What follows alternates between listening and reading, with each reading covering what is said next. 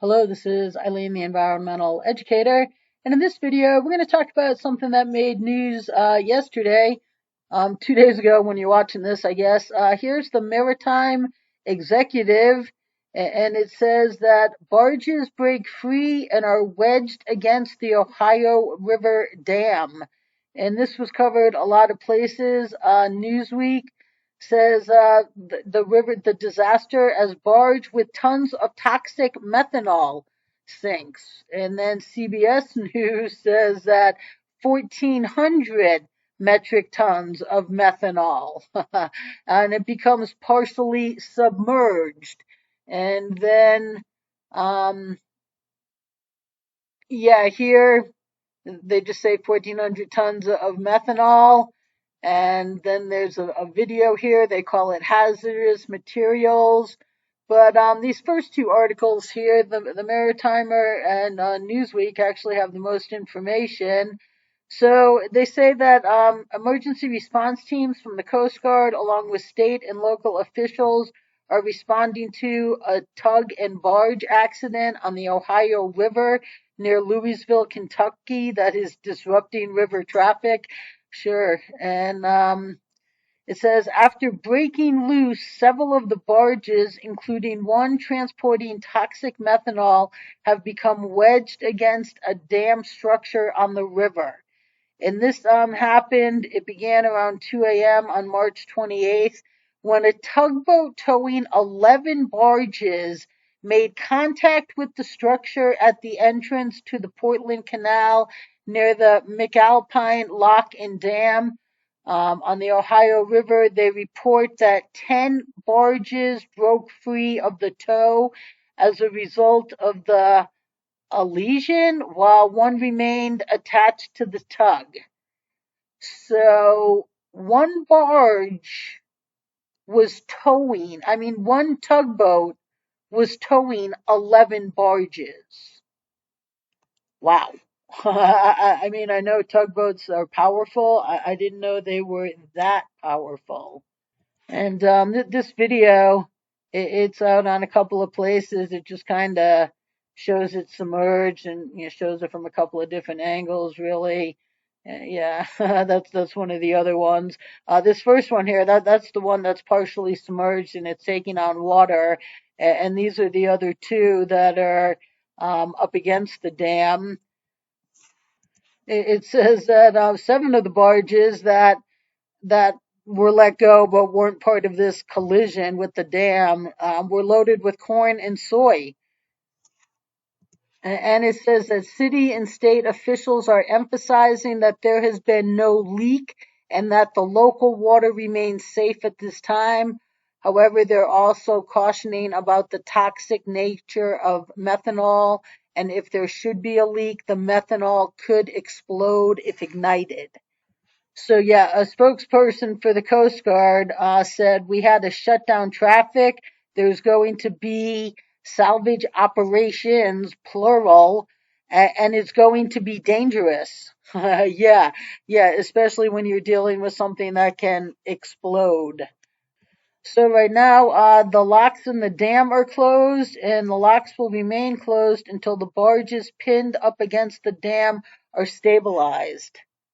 And the 7 barges floating free on the river were recovered, with the focus being on the one that is partially submerged, that is the one with the methanol in it, and the 2 other that were damaged in the pileup and remain against the structures. So yeah, here's another picture of that. Yeah, this one here is it's even bending just the force of the water. So this CBS article says it says that methanol is a toxic alcohol substance used in various industries, including in pesticides and alternative fuels. Methanol does pose an explosion hazard in some cases, such as when methanol vapor mixes with air and when runoff ends up in sewers. And that's according to the CDC.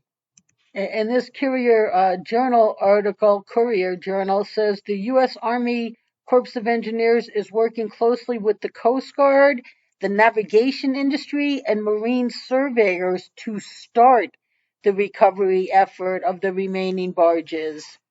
And it says that the Army Corps of Engineers will continue to coordinate closely with the Coast Guard and the towing industry during this temporary closure. So here is some Kentucky EEC Twitter feed. They put out these pictures here. That's the same one.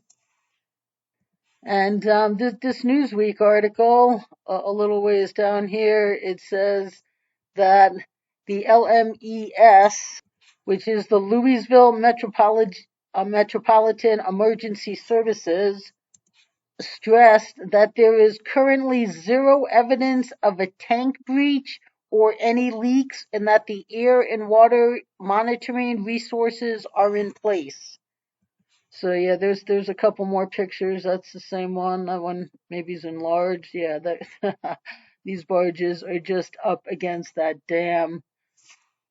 So the Louisville Metropolitan Emergency Services spokesperson said that the companies that own the barges were marshaling significant resources in response to the incident, but that the Louisville Fire Department had deployed hazmat monitoring until private contractors arrived on the scene. So the owners of the barges are marshaling in significant resources.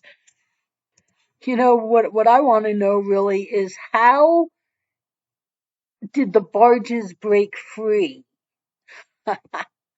And how is one tugboat towing 11 barges? Maybe I just need to learn a little more about tugboats, but towing 11 barges? Yeah, as I say, maybe I don't know much about the tugboat world, but I kind of always assumed that when I've seen tugboats in operation, it's one tugboat per one boat. And the boat doesn't even have to be a big, huge barge, you know?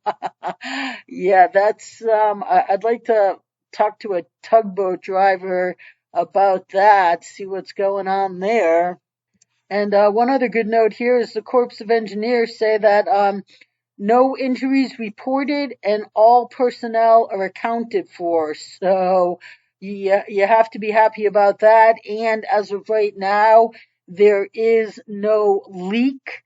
But according to the Centers for Disease Control, CDC, methanol is not only highly flammable and explosive, but it is also toxic to humans in small amounts. The effects of methanol poisoning may not become apparent until 72 hours after being ingested, and can include blindness, vomiting, heart failure, and death. The characteristic pungent alcohol odor of methane does not provide sufficient warning of low levels of exposure, the CDC notes. Methane can contaminate air, water, and food, and is typically used as a solvent or a pesticide. So, of all of the disasters that have been going on lately, how many train derailments? And then, of course, this is that other event that just happened in Ohio is just kind of upstream of this event here, and it just doesn't seem to stop people. So, stay tuned.